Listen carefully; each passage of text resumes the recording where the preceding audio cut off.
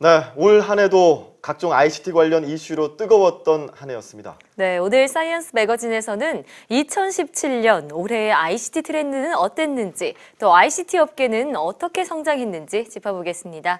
IT 칼럼니스트 이효훈 씨와 함께합니다. 어서 오세요. 안녕하세요. 네, 자 올해 초 이 매거진 시간에서 2017년 한 해를 전망했을 때 옛 것은 가고 있는데 새 것은 쉽게 오지 않을 것이다 이런 전망이 나왔습니다. 어떻게 지금 한 해를 돌아보니까 그 전망이 맞았다고 보시나요? 일단 얼추 맞았다라고 이렇게 좀 이야기할 수 있을 것 같습니다. 물론 이제 예상 자체가 좀 많이 좀 두리뭉실했다 이렇게도 얘기를 할 수가 있을 것 같은데요. 사실 이 IT 트렌드에서 어떤 것이 등장할 것이다라고 얘기하는 것은 좀 생각보다 많이 쉽습니다. 이게 다 그 지난 기술 발전을 바탕으로 해서 다음 시기에 사용될 기술이 이제 등장하게 되는 그런 거니까요. 예를 들어서 지금 우리가 마주치고 있는 기술 전환 같은 경우에는 그러니까 흔히 4차 산업혁명이라고 부르죠. 이 같은 경우는 이 스마트폰이 널리 보급되면서 다양한 부품들이 예전에는 생각할 수 없을 정도로 성능이 좋아지고 싸졌기에 나타난 그런 변화라고도 볼 수가 있습니다. 인공지능이나 사물 인터넷이 주로 좀 대표적인 것들이고요. 그 밖에 가상현실과 지능형 로봇 또 자율주행차 역시 이런 변화에 이제 포함이 됩니다. 2017년은 이런 신기술이 현실 사회에서 실증 테스트를 시작한 한 해다라고 얘기를 할 수 있을 것 같은데요. 그렇다면 어떤 기술들이 테스트를 시작했다고 할 수 있을까요? 예, 일단은 자율주행차가 가장 좀 대표적일 것 같습니다. 지금 유럽, 일본, 미국을 비롯해 좀 다양한 곳에서 실증 실험에 이미 들어갔고요. 서울시에서도 실제 도로에서 자율주행차를 테스트할 수 있는 이런 시범지구를 만들겠다라고 얼마 전에 발표를 했었잖아요. 구글 같은 경우는 지금 미국 라스베가스에서 이 자율주행 버스를 실제로 이제 운행하기 시작했습니다. 또 유럽에서는 이 레벨 3라는 이름으로 자동차 회사랑 IT 회사, 보험회사 및 이제 정부 단체까지 모두 참여하는 자율주행차 실증 운행 테스트를 지금 시작하고 있는 중이고요. 그리고 지난번에 얘기했던 로봇 역시 마찬가지입니다. 자 그러면 이 테스트를 시작한 분야들 중에서 이 눈에 띈다 하는 분야들도 있을 것 같은데 어떤 게 있을까요? 일단은 그 가상현실이 있을 것 같은데요. 가상현실이요? 예, 가상현실은 전에 처음에 예상했던 대로 이 VR 방해 형태로 우선 좀 도입이 되기 시작했습니다. 한국은 아직 좀 걸음마 단계에 불과하지만 일본에서는 꽤 호응이 좋은 그런 상태인데요.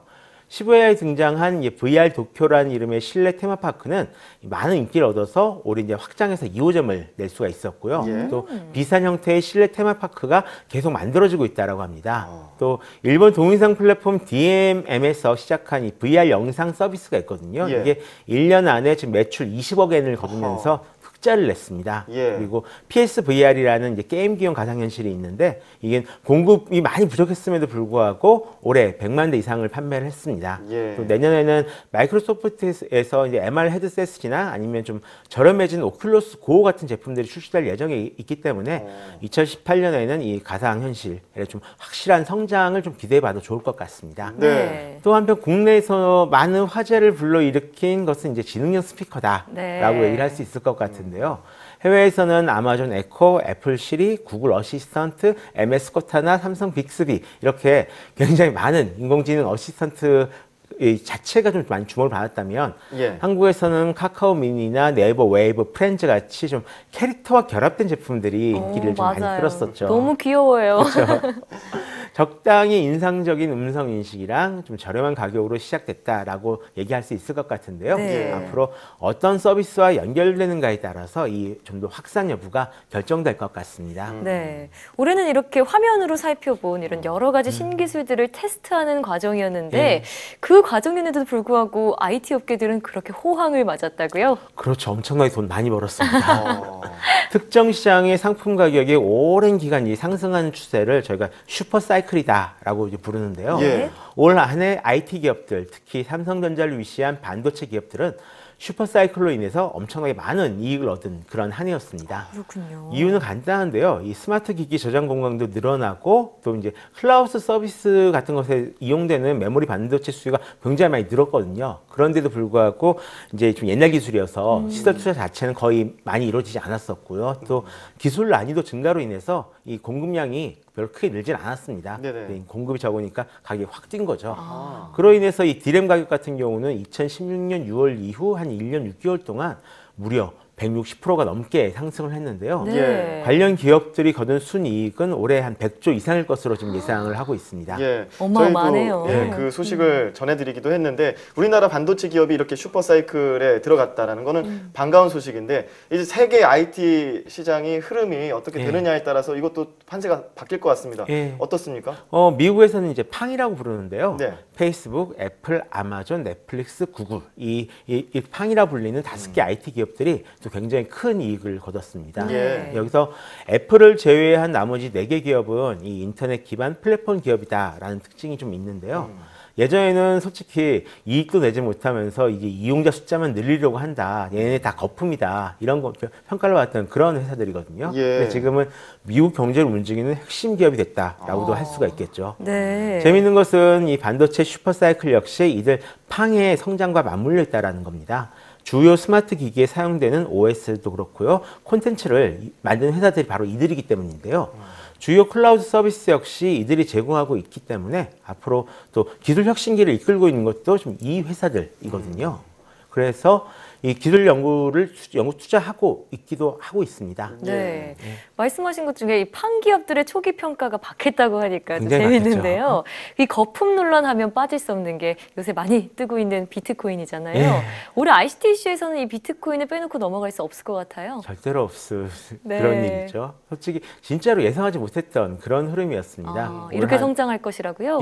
비트코인 빵 터질 거라고도 예상하기가 힘들었는데요. 네. 올 한 해 이 비트코인 가치가 굉장히 뛰면서 많은 분들이 비트코인에 관심을 보였던 그런 한 해였다라고 얘기를 할 수 있습니다. 솔직히 말씀드리면 올해 최고 이슈였다라고도 얘기를 할 수가 있을 거죠. 근데 하지만 제가 드릴 수 있는 말은 뭐 소액 투자하신 분들은 뭐 좀 다르겠지만 잘 모르는 것에는 가급적이면 좀 신중하게 대하셔야 된다라는 이런 이야기밖에 없을 것 같고요. 또 다른 한편으로도 좀 위험한 사건 사고는 좀 많이 일어났었습니다. 그러니까 해킹 사건 같은 경우도 굉장히 많이 일어났던 그런 한 해였는데요. 뭐 인터넷 나야나 랜섬웨어 이 사태도 그렇고요. 다음에 IP 카메라를 해킹해가지고 사생활을 도청하는 이런 일도 발생을 했었습니다. 그리고 하나투어나 비트코인 거래소인 빗썸 역시 해커에게 개인정보를 유출당한 일이 발생을 했었는데요. 비트코인 사기단이 활개치고 다니기도 했었거든요. 이러다가 잡혀서 물론 이제 좀 처벌을 받았지만요. 그랬군요. 자, 이제 한 해를 돌아보면서 이제 아쉬운 부분도 말씀을 해주셨는데 앞으로 이제 전망을 해볼 필요가 있을 것 같습니다.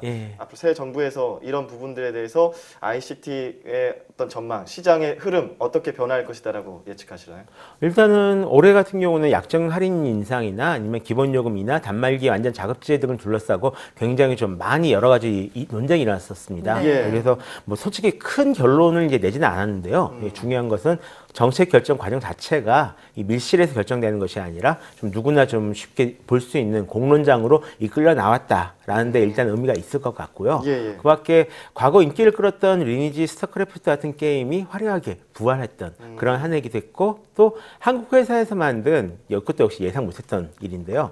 배틀그라운드가 세계적인 좀 인기를 얻기도 했습니다. 그러니까 정말로 예상하지 못한 그런 일이었거든요.